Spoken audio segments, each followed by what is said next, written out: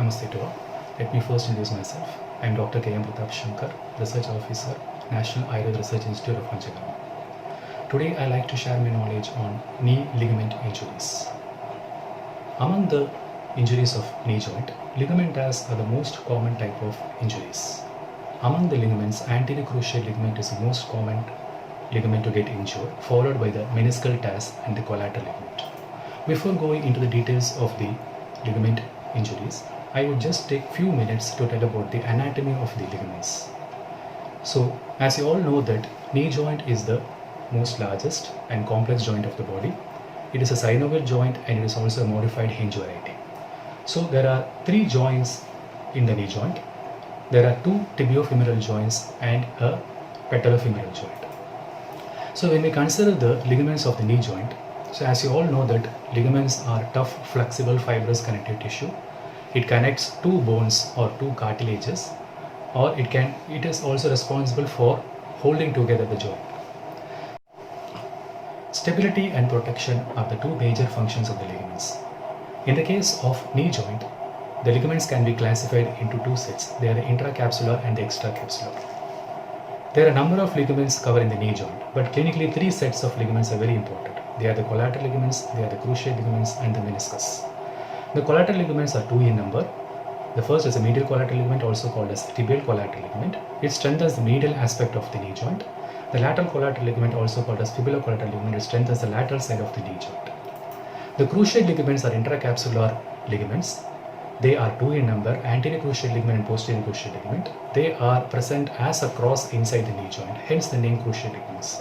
The anterior cruciate ligament prevents the hyperextension of the knee joint and also the anterior translation of the tibia on the femur. The posterior cruciate ligament prevents the posterior translation of the femur on the tibia when the knee is flexed. The meniscus. The meniscus are nothing but a pair of fibrocartilaginous joint which are situated on the tibial condyles. They are responsible for shock absorption in the knee joint. So there are two other ligaments we have to know. They are the oblique popliteal ligament and the arcade popliteal ligament, which are present in the posterior side, and it strengthens the posterior aspect of the ligaments. Why the knees are more common for injuries? Because as we know that it is the most mobile, the weight bearing joint, and the stability of the knee joint depends upon entirely on the ligaments and the muscles. When we see the clinical picture of the knee injuries, there will be prominently pain. The patient will be complaining of excruciating pain and swelling in the acute phase, and in the later phase there will be instability and locking. So when we in the case of diagnosis of what type of knee ligament injuries, we can diagnose through mechanism and also through various tests. So without MRI we can diagnose what type of ligament injury has happened. The mechanism is very important. The type of injury and when the injury happens, what is the position of the knee joint? These are very important for diagnosing the knee ligament injuries. When there is a blow on the lateral side of the knee joint, when the patient is weight bearing, then there will be a stress to the medial collateral ligament. If the stress is more, it can cause a ligament rupture, and when the stress is less, it will cause sprain. So if there is a blow in the medial side of the knee joint, it will cause injury to the lateral collateral ligament, but this is very rare. If there is a posterior thrust to the anterior thrust to the knee joint, it can affect the posterior cruciate ligament. And if there is knee is hyperextended, it can cause injury to the anterior cruciate ligament. And if a person jumps from a height of 10 meter and twists his knee medially or laterally, it can affect the meniscus. And through various inspections, we can through inspecting the joint will be flexed, or it will be abducted or adducted, or it may be hyperextended, and there will be a prominent swelling in the knee joint. In the later phase, we can see quadriceps weakening. And there are various tests to diagnose what type of knee ligament injuries has happened. There are two types of tests. There is the test for movements and test for stability. In the test for movements, there is a McMurray's test and also Tesla's test. This is responsible for important for diagnosing the meniscal tear, and also the Appley's grinding test, which also gives diagnosis of what type of meniscal tear has happened. And the Appley's distraction test, which will be diagnose which will be useful in a diagnosis of collateral ligament injuries. The test for stability are abduction and adduction test, which is responsible for diagnosis of collateral ligament injuries. And in the Dreyer sign, there is anterior Dreyer test or the posterior Dreyer test. It is useful for diagnosing the anterior cruciate ligament tear and the posterior cruciate ligament tear. When we consider the management, in the modern management, there are two types, conservative and surgical management. Initially, they go for conservative management, that is, they go for knee stabilizers and they will observe the patient for 2 to 3 months. When the knee ligament has not healed, then they go for reconstructive surgery. So we'll be astonished that almost 70% of knee ligament injuries has to undergo surgical management, but only 61% of persons return to their work.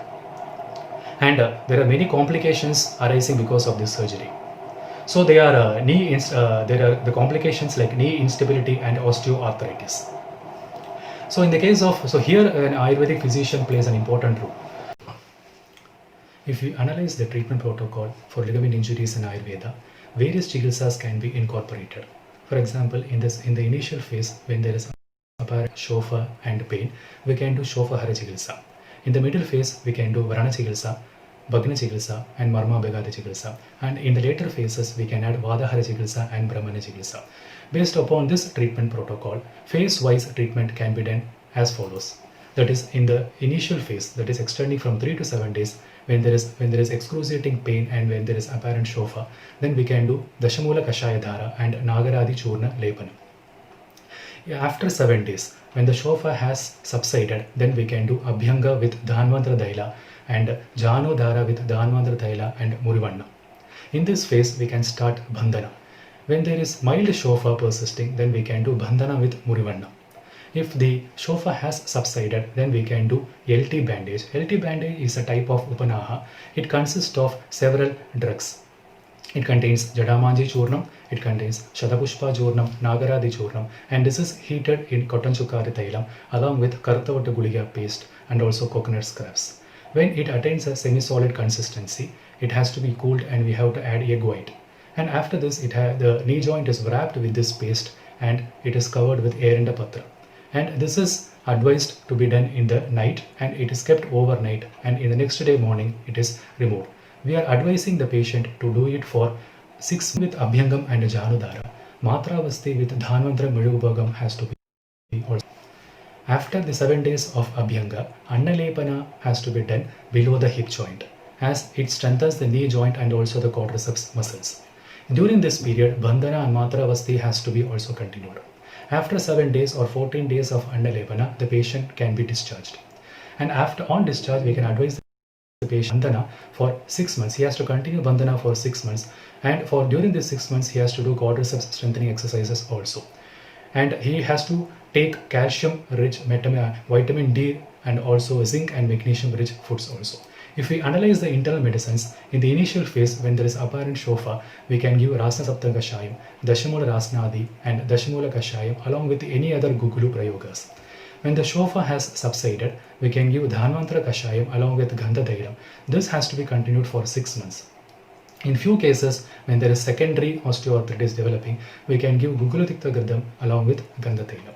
For the last 2 years, we have observed 20 cases of knee ligament injuries ranging from simple to complex tears, high-grade tears and also complete tears. All these patients administered this treatment protocol and all these patients were rehabilitated successfully, with few patients developing secondary osteoarthritis and instability in the later phases. So it is highly evident that this treatment protocol is effective and safe for the management of ligament injuries. I hope this class will be useful for you. Thank you for your patience hearing. Stay safe, stay healthy. Namaste.